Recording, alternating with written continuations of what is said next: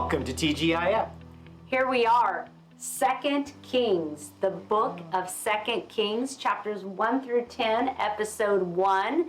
And as we change from one book to the next, not a big deal, right? Not a big deal. Not a big deal, because the Bible goes story to story to story, book to book to book. But let's talk about those changes that happen in life. Big changes, small changes. Typically, it's a process. In a book, you turn a page. Not a big process. But the changes that we go through in life, circumstances and such, we're not often always fond of that. Takes us to the word of the day, which is transition. And transition even sounds complicated. We're transitioning from this to that. I wish it were as easy as turn the page and we're in a new book of the Bible. Yeah, and we are talking about transitioning from 1 Kings to 2 Kings. And the main thing you need to know is it's just a continuing of the story. Flipping of the page, continuing of the story. I wish my life was that easy. And so our scripture reading from 2 Kings today comes from chapter 2, verse 11.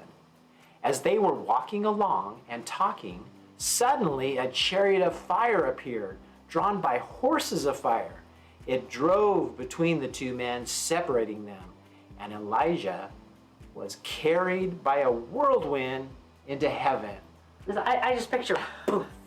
It's almost hard to even imagine it, right? It's like this moment in Scripture is one much like the creation story, which it's hard to kind of imagine because we weren't there, first of all. But it's hard to just imagine how that really looked, apart from a major motion film, that we see like a sci-fi movie or something where they could do something like these chariots and everything flowing through. But I just got about thinking about it, as hard as it is to believe, it does inform us a lot about the power of God and the power of God over life and death. Truth.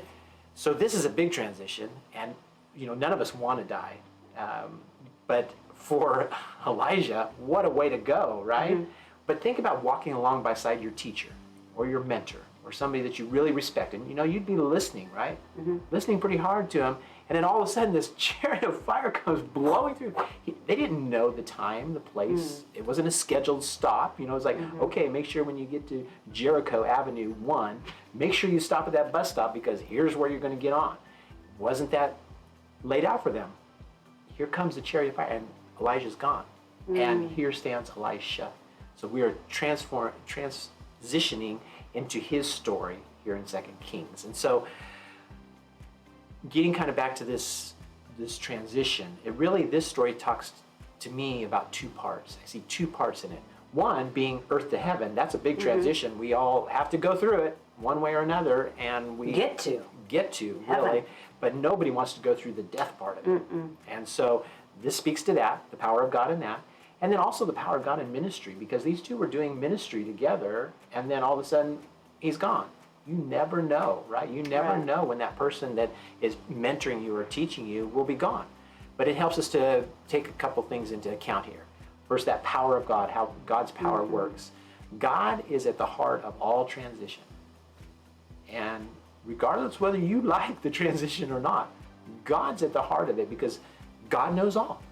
God has the power, and God has the presence, and God has the knowledge, all encompassing. And I don't think I'll always take that into account in our transition. It's like, oh, well, I don't want this transition. And we know all things pass through God's hand. So if it passes through his hand, he's there. But in the height of that transition, especially the hard transition, you can get so focused on the circumstances of the situation. Because a lot of times there's details and circumstances that are just overwhelming, and you can just throw your hands up and just, I don't even know what to do. When you have the opportunity to stop and say, okay, God, you know this. You are all-knowing. I am not here alone. And seek him through the transition process, because it's a process. And we like things to happen like that. We want to know our last day. We want to know exactly how we will pass. Will it be a disease? Will it be an accident? And we have got to move beyond that thinking. And I think the average human, Christian or not, want to determine how they're going to die and when they're going to die. And I think some actually believe we have control of that. Like, you might not be here tomorrow. And that would be a huge transition in my life. But what am I doing now to be pre-prepared, kind of like that prayed up, being ready for a major transition and remembering that God's in the middle of it, even when it's hard. Yeah, because we think about transitions, I mean, they're never easy, but there are some that are easier than others. Oh, yeah. You know, and especially if it's something you love, you're like transitioning from this to that and you love it. But even if you're really trained for the moment of transition, it's still hard. It's still hard. Our lives are filled with transitions, and I think that some we embrace and we grow. And there's just the others, they can either, like you were talking about, they can destroy us, and they could destroy our faith. Absolutely. It's learning how to, God is constant. God is all-knowing, God is all-powerful, God is in everything. So that's constant. How do we begin to develop a faith that's constant? It's a lot easier for the good transitions to say, yeah, let's do this, versus moving. And I'll go back to our move. The shortest move we've had in ministry ever was from Houston to Modesto, right? That's a short drive. It's the shortest. But probably one of the hardest when you factor in COVID, trying to find a house and all of those details. So the one getting back from Wilmore, Kentucky to here, even with the details of distance and moving and stuff, really was easier. So how do we have that constant faith?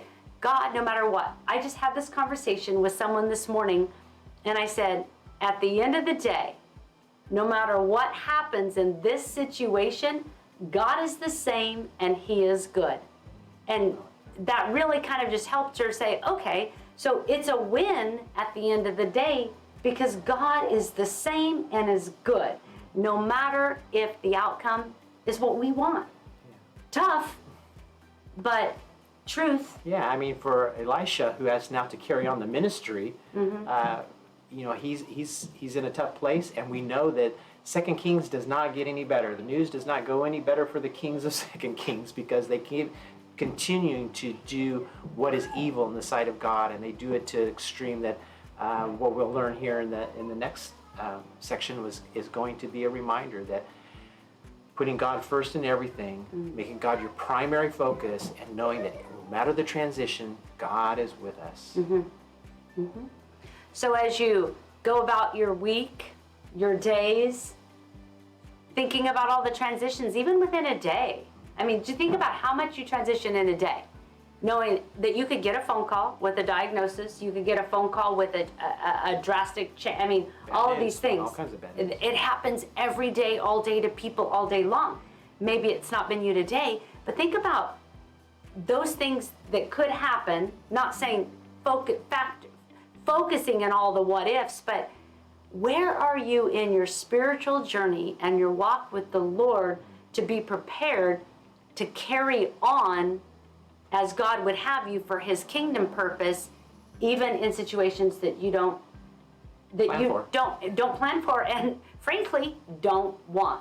So as you think about your day and your weeks as we move ahead, ask yourself this question: do you resist transition? All transition isn't bad. We've had to move 5 times, and at the moment it's devastating when you love where you are, but when you trust, okay, God, this is the next place you have us going, there is purpose, we trust you, and every single time He has shown us a glimpse of why we went to the next place. And to me, that I could have resisted and fought it. But I'm like, okay, God, here I am, here we are, open. Where are you? We want to engage you. So think about that, because you might say, oh, I don't resist transition. If it's what you want, I bet you don't. But when you don't want it, ooh, I bet you're stubborn.